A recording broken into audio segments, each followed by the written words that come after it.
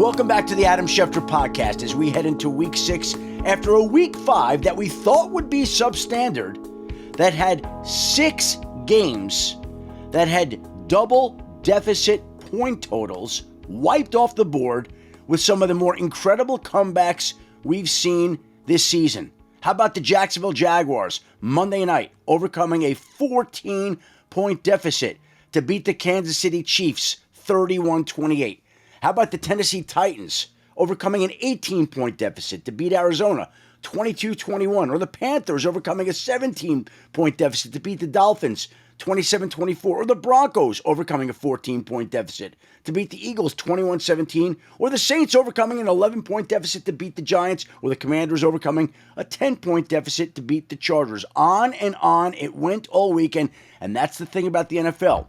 When you think it's a substandard schedule, it comes out to be aces. That's what usually happens. So we're going to look ahead to week 6, and we're going to bring in my friend, my colleague, the host of the Pat McAfee Show, Ty Schmit, for this week's Six Pack. I mean, you hit the nail on the head, Shefty. Great to be with you as always. This is why the NFL is the best. How many more leagues do you look at a game going into a weekend or, before it starts and you say, like, man, this is so one-sided. There's no way this team's going to win, this team's going to win, this team's going to win. And then they all do, and they all do in spectacular fashion. There is no drama like the NFL, and man, it is. It just we've said it multiple times now. It is such a week-to-week league, and that's why it's so great, because I know it's a cliche. Any given Sunday is a real thing. It is a real thing. And Ty, I'm just telling you, I could feel the Jaguars last night even when they were down 14, because coming into it, it's Trevor Lawrence's 26th birthday. They're at home. It's the big Monday night stage, just like the Patriots had the big Sunday night stage the week before. We saw all these teams announce their arrival this week, and the Broncos win in Philadelphia, the Patriots win in Buffalo. It just felt like, even when they were down, it was going to be one of those Jaguar nights where they transformed it and turned it around, and that's exactly what happened in the end with a big come-from-behind victory. And I think that's why, if you're a fan of a team who is maybe, 1-4 right now or something like that, like, you don't have to throw the white towel in. You don't have to wave that flag and think, oh, the season's over. You never know what's going to happen. You really know. I mean, would it be surprising? Yeah. Would it shock everyone? But who's to say the Titans aren't going to win their next 10 games and all of a sudden be, the belle of the ball in the NFL? It's crazy. It's why we love it. It's why we, talk about it on a daily basis. And so that was a massive story this weekend. But let's move into topic number 1 of this week's six-pack, Shefty. We've been talking about it a bunch so far, and it just keeps happening and keeps happening. The resurgence of some of these QBs in the NFL. Daniel Jones, I was at the game on Sunday. He was nails again. Baker Mayfield, once again, leads a drive within the last minute to win the game. Are you at all surprised that we're continuing to talk about these guys and the resurgence that they're having? It's almost like they're building on what they did the previous week every week so far. Well, I'm going to tell you right now, it's 5 weeks, and there is still 70% of the season to go, essentially. But Daniel Jones, to me, is in the MVP conversation right now, if he can keep it up. And Baker Mayfield is in the MVP conversation if he can keep it up. I know we've talked a lot about the Ravens' injuries so far. How about the Buccaneers? They lost 2 starting offensive linemen to season-ending injuries. No Mike Evans, no Bucky Irving, and Baker Mayfield goes on the road into the 12th man in Seattle and pulls out another victory where there's a game-winning score in the final minute of the fourth quarter, just like he's done 4 times in the first 5 games this season. The Buccaneers are the first team in NFL history with 4 wins by 3 points or fewer in the first 5 games of a season. They've won all those games in the final minute of the fourth quarter. Baker Mayfield has turned into the comeback king, as clutch a player as any in all of football right now. And how could you not feel happy? There was a video of him interacting with a fan before the game. The fan was calling him out. Did you see that? Oh, yeah. Baker Mayfield gets in his face. We'll see at halftime. Yep. With an expletive, right? Mm-hmm. That guy I love that guy right now. Like, I mean, I've always liked him, but he's got real chutzpah. That is a great way to put it. I mean, that's a perfect word. He's just, it's hard to root against him. It really is, because you constantly hear about people putting chips on their shoulders, and for a lot of professional athletes, I think a lot of that is kind of just chatter. It's like, a lot of those guys have always been the best, have always been in the best situations.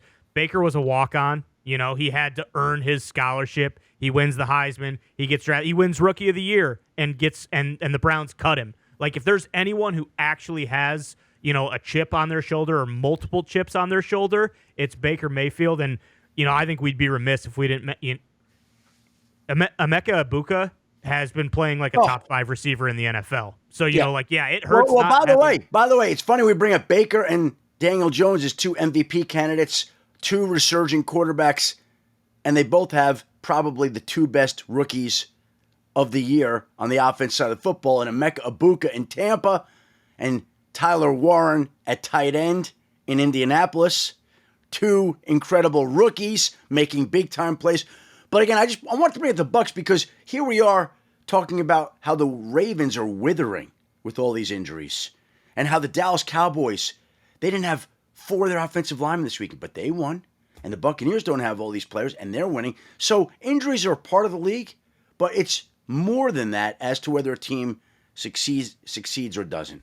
Yeah, and I think, just Baker's personality, when you have all those injuries, you need your quarterback to lead like he does. You need someone to be fiery and kind of pick everybody up. Like, you can't have someone who's kind of even keel, hey, everything's going to be all right. Like, he is the juice for that team. We showed that video yesterday of him talking junk to those people in the crowd, and then after the game, he runs back down the tunnel and he finds the guy and said, I told you what was going to happen. Just he is remarkable. He's so fun to watch. By the way, how about a couple of weeks ago, they're playing the Jets, and he points out Steve Wilkes coming after him, that he got rid of him in Carolina. Yeah. Right? Or against the Texans, Chauncey Gardner-Johnson, he gets banged up and gets in his face, and you think Baker's going to be down, maybe hurt, and he pops right back up, gets in his face. I mean, he's just so fun to watch.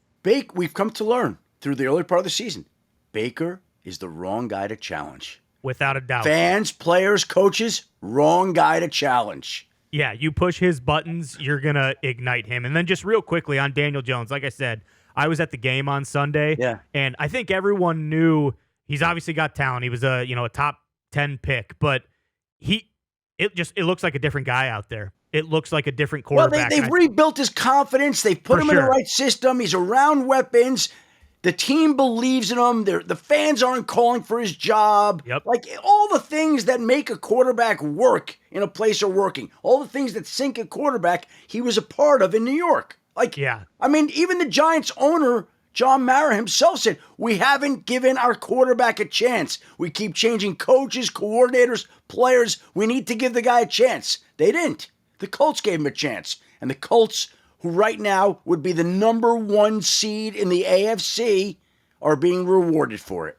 It's just, it's crazy. And you got to give a lot of credit to Shane Steichen, too, for knowing that he could unlock this type of play from Daniel Jones. And then Daniel Jones for still going out and executing, because that was always his big knock is, hey, he's got all the talent in the world, but the turnovers are eventually going to come. The sack fumbles, the bad picks, and we haven't had any of this this year. So watching both of those guys on Sunday has been a real treat so far. Hopefully they can both keep it up. Let's move on to topic number 2 of this week's Six-Pack, Schefty. Puka Nacua is, I don't know if you want it inevitable. Is that a good way of putting it? It's like no matter what you do, this guy's going to have over 100 yards on Sunday or Thursday or Friday or Monday or whatever day of the week we're playing. And it's crazy to think, but the single season receiving yard record, that is 1,000% in play with Puka this year. Well, the single season receiving record is 1,964 yards. Calvin Johnson, 2012. The next best mark is Cooper Kupp, 1947 in 2001. Puka's on pace for 1999 this season. So he may become, if he can stay healthy, the first 2,000-yard receiver. We've heard a lot of talk about 2,000-yard running backs year after year. It's an exclusive group. We've never had a 2,000-yard receiver, and Puka has a chance to become it. But you know what else is really interesting about this list, Ty? What's that? Calvin Johnson, 1964 and 2012. Cooper Kupp, 1947, 2021. And Puka Nacua, 1999, on pace for this year through 5 games. Do you realize the thread with all those wide receivers? Matt Stafford is throwing all of them footballs. That's correct. Same quarterback for all 3 receivers in their record-setting years. And number 1, Matthew Stafford is blessed with an incredible arm. Former number 1 overall pick. He is one of the most talented quarterbacks who's ever played the game. But you know what else he also does? He locks in on a guy. And it's sort of like me, or anybody. You know, if I go and get dessert, I can't get enough of that good dessert. If I'm eating my daughter baked chocolate chip cookies this weekend, I had one, I kept eating the cookies. Mm-hmm. Matthew Stafford, when he finds something he likes, he keeps going back to it and back to it and back to it. And so that gives Puka Nacua, if he stays healthy, a real chance to break the single-season NFL receiving yards record that 2 other receivers who both play with Matthew Stafford currently hold. Let's see if he can become the first 2,000-yard receiver. That's incredible to think about. Oh, yeah.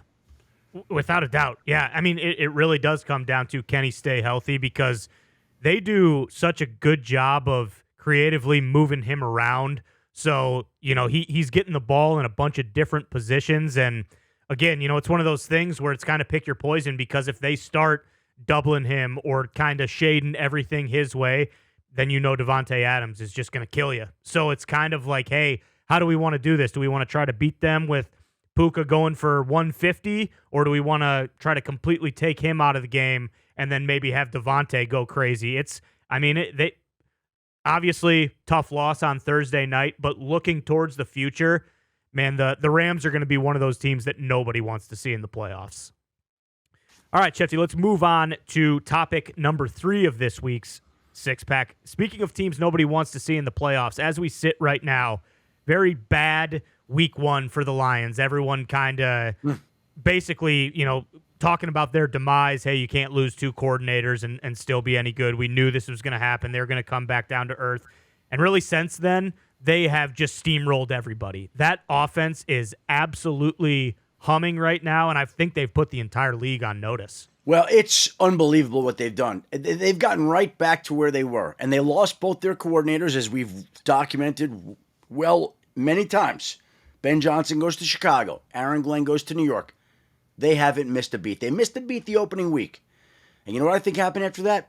I think Dan Campbell recognized it was his offense, not Ben Johnson's, his offense.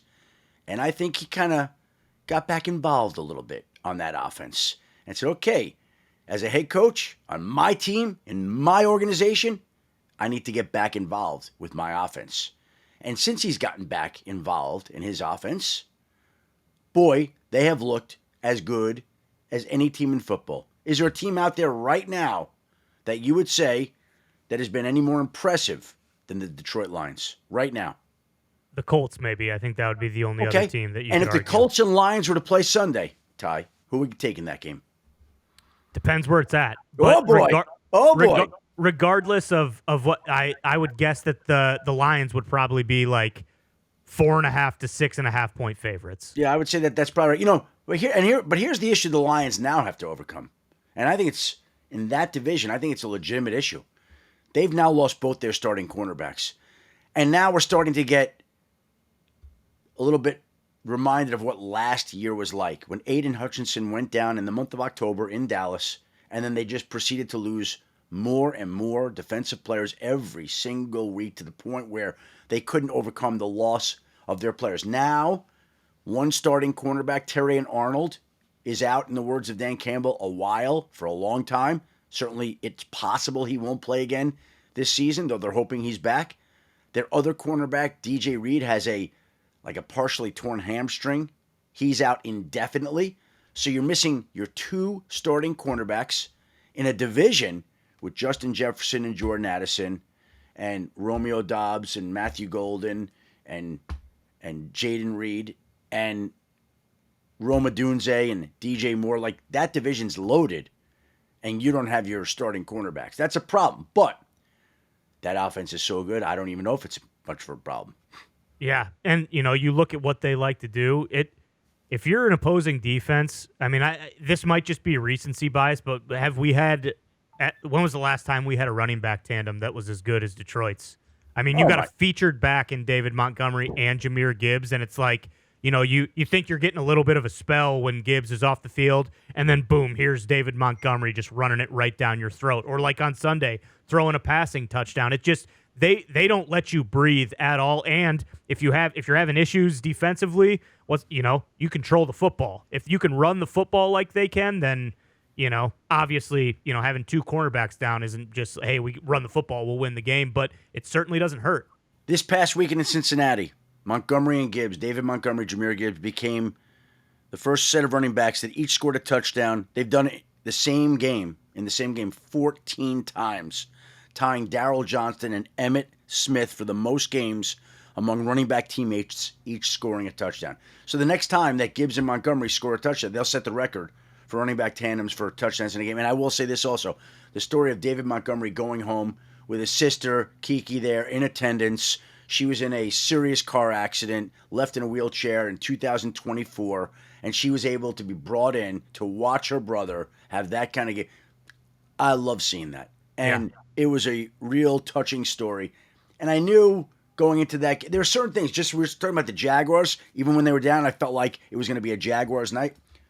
David Montgomery, going back to Cincinnati, with the circumstances that surrounded his return, that was always going to be a big game for him. Always. And it was. Yeah. And that team is humming right now. They are. I mean, for what it's worth, I think, if you're in the NFL, if you're an analyst, you obviously don't care about it all. But for fans as a whole, I know a lot of people go right to those power rankings on Tuesday morning. And, hey, where's my team at? Are they going to give us respect for what we did yesterday? Well, if it means anything to you, the Lions jumped up to number 1 in ESPN's power ranking. So they are currently, according to, whatever formula they use, they are the best team in the NFL right now. And honestly, it's kind of hard to argue. That week 1 loss is so far in the rearview mirror, and they've just dominated everybody else since then. Maybe we need to do weekly power rankings on this spot every Tuesday. Our top 5 teams. It's not a bad idea. Something to think about. Okay, we might have that in this podcast next week. Okay, there we go. All right, Schefter, let's move on to topic number 4 of this week's Six Pack.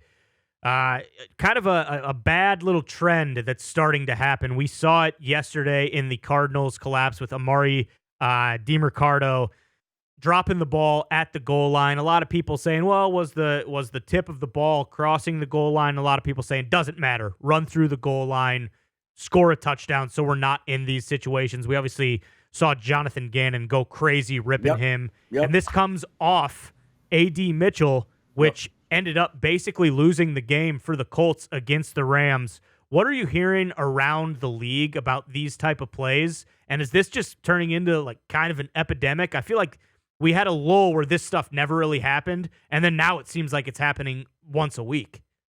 Oh, let me just say this. As somebody, I have a couple of survivor picks with my brother-in-laws. We do this every year. And one of our picks this past week was the Cardinals. And if Amari DiMercato goes into the end zone, they are up 27-6, 28-6 with the extra point with 12 minutes and 42 seconds to go. Not that I know that already by heart. Not that I haven't already lost sleep over it. I had a hard time sleeping Sunday night. I cannot even imagine what it was like to be Jonathan Gannon.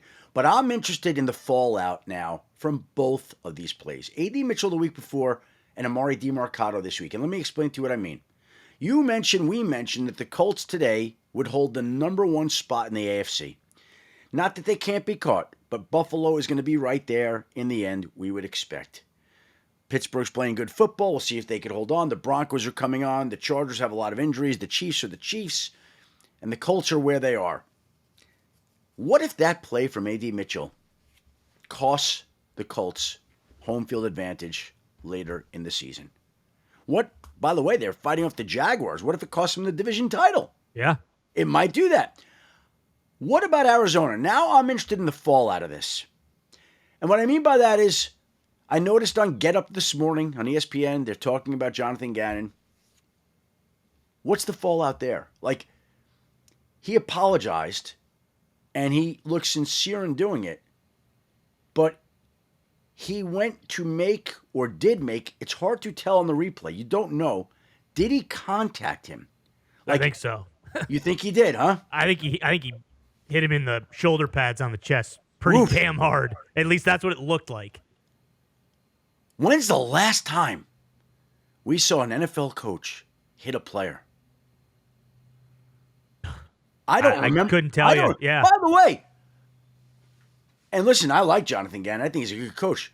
But when Woody Hayes did that in college football, and I believe off the top of my head, it was 1979. It was a bowl game. It was Clemson, because I remember being 12 years old at the time and being totally flabbergasted that he hit the linebacker in the neck. You can't touch another man. You can't do that. And Jonathan Gannon apologized in a team meeting. Is that it? I mean, maybe that's it. You apologize and you go on. I can't believe that there's not going to be some fallout from that, whether that's how players feel about him, how an organization weighs that in any decision it might make in the future on his status. Like, that's amazing to me. And what about the fallout of Amari DiMercato? The fact that Gannon did that to him actually may help him, because that may trump the fumble, as disgraceful and as embarrassing as the fumble was. Cost him a game, which could cost people jobs. Yeah. I think you have to. They have to win now. Like, you have to win this week no matter what, because I don't remember who tweeted it, but there was a tweet that had thousands of retweets, and it was the clip of Gannon, of what we're talking about, and whoever tweeted it basically said, like, this is exactly how you lose a locker room. So that's my point. Yeah, exactly. So I think if they have another like flat performance next week and they lose, then you're really going to start seeing things kind of going towards, like, is this the right guy? I think just in the interim, if they win next week, or okay, they play the Colts this weekend. I mean, so just, by the way, anything can happen right now. Let me say right now, I don't believe Arizona's going to win that game. Yeah, I don't either. I mean, but anything can happen in the NFL. It's possible. Yep. But if they come out and let's say they get embarrassed, which the Colts have kind of been doing against these subpar teams, they've just been putting it to them. Yeah, I think that conversation probably starts picking up some steam. My point is, Jonathan Gannon opened the door on something that I'm sure he wishes he never did. Yep. Amari DiMercato, I would have said after Sunday night, I honestly would have thought they're not going to play him again at running back. Mm-hmm. Like, they're not going to play him again. And but they don't have a choice really, because of James Conner. Well, but I suppose you could go. Michael Carter looked pretty good. Yeah, and true. they like Bam Knight, Zonovan Knight. So they have other backs, but that whole situation has created a whole mess.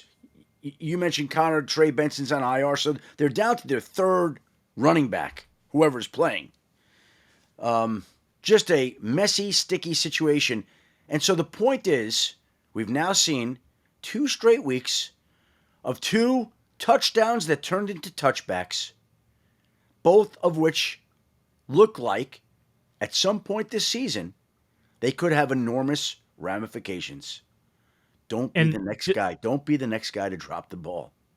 That's the big thing is, talking with on Pat's show with all the guys who have played in the league, they were saying that AD Mitchell play, that's shown in every team meeting around the league. And they're circling it and saying, hey, listen, we don't do this. Don't be this guy. Be a professional.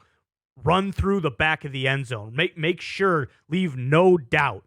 And it's just crazy to think that a week after that happens, especially like we said, it wasn't 28-7 Rams and the Colts do this, and it's kind of just like the final exclamation point. Okay, this game's over.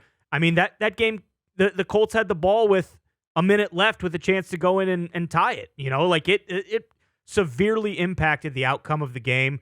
It's just crazy that it keeps happening. But I'm sure we're going to see it happen again before the end of the season. There's no doubt in my mind. All right, Schefty, let's move on to topic number 5 of this week's six-pack. Let's go back to Sunday night. Drake Maye pretty much announced that he's an ascending star in this league. There were a handful of plays on Sunday night, but really every week that you look at with him and just say, man, I don't know how many quarterbacks in the NFL can do what he just did. He was remarkable on Sunday night. Massive win over the Bills. What do you think this means for him and for the Patriots as a whole moving forward? Let's go back to the draft of 2024 when all those quarterbacks were selected in the first round. And I do remember that time, if I could give props and respect to my colleague, the great Tim Hasselbeck, who said that Drake Maye was going to be the best quarterback from that draft class.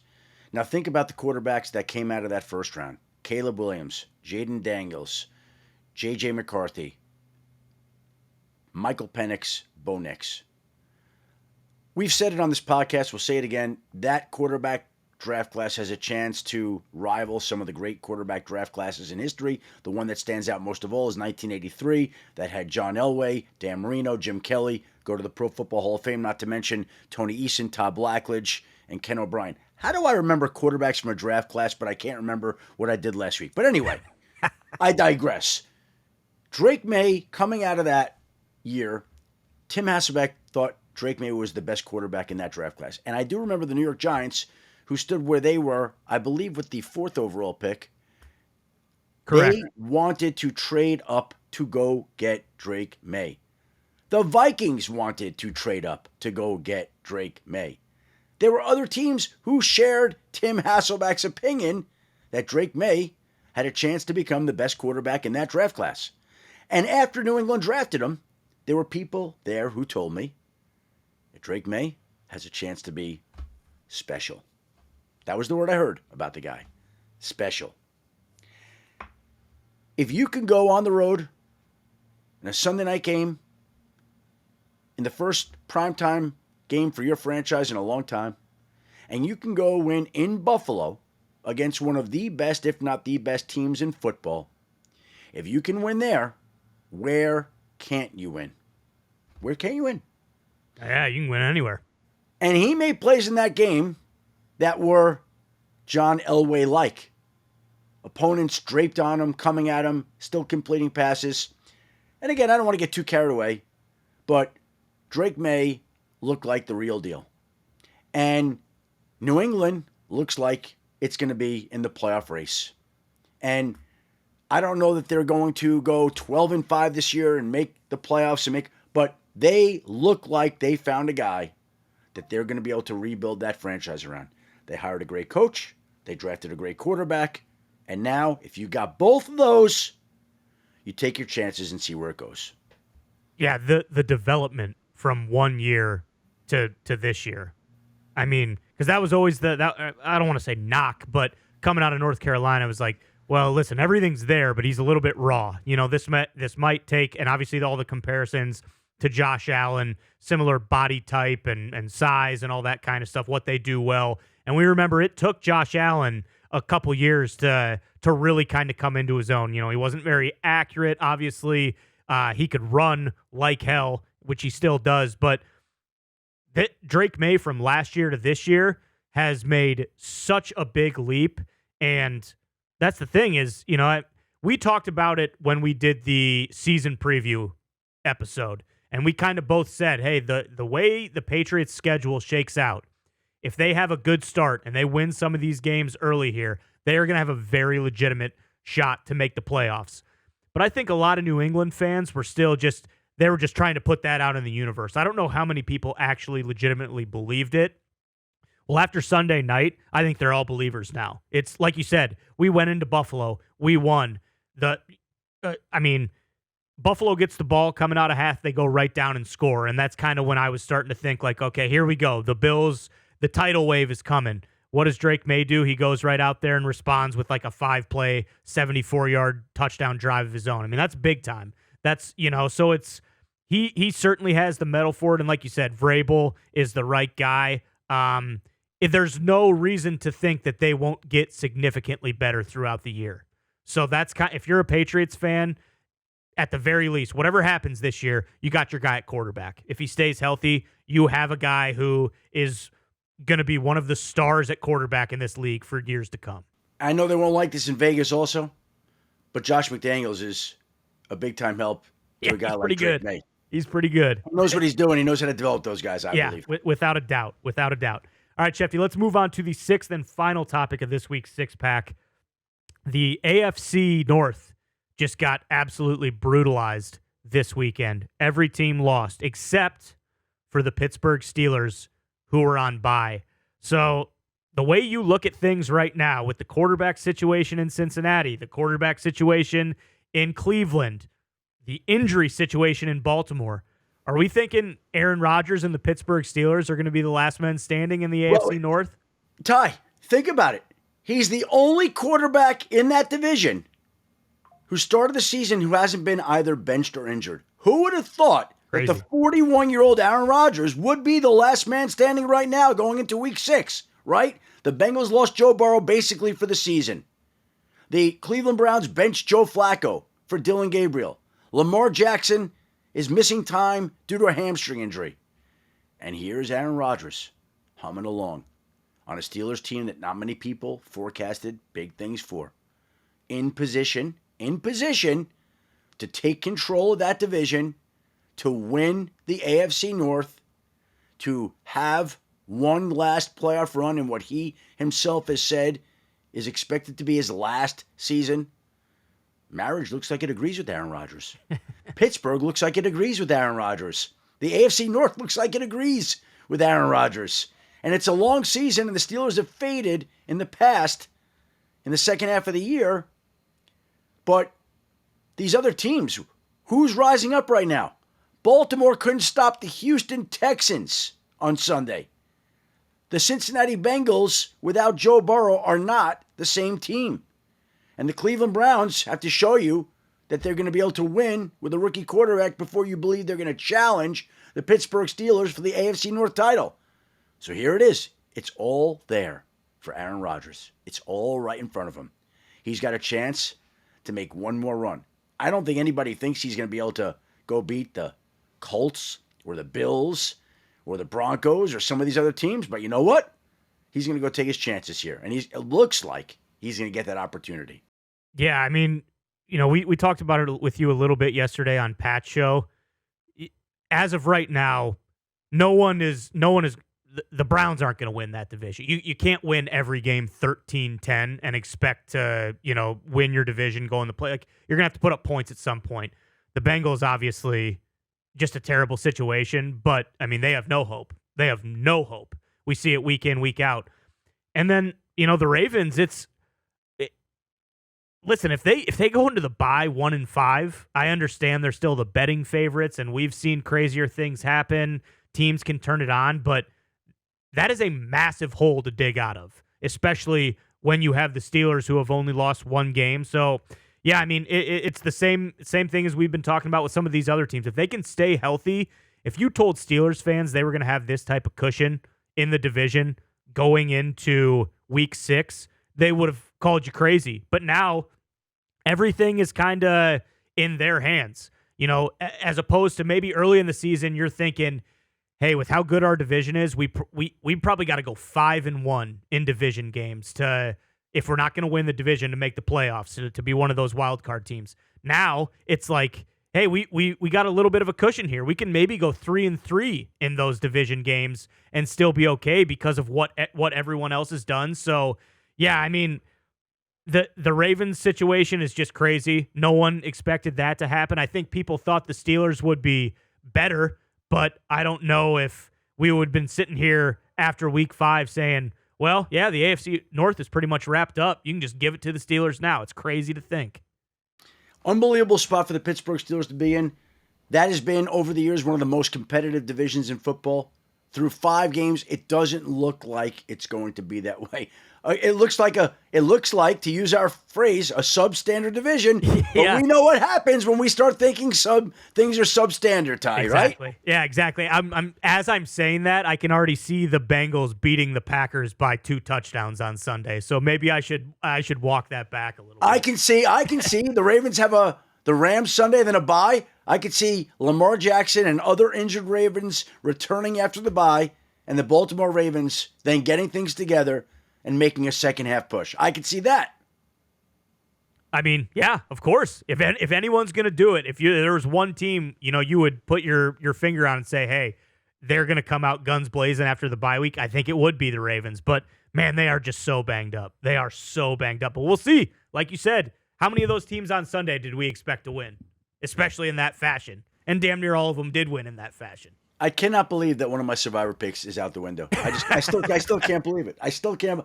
I will never forget that as long as I live. That one. That was an all-time loss. An all-time loss. That's what we had Ryan Fitzpatrick on the show yesterday. He said it was the worst loss he's ever seen.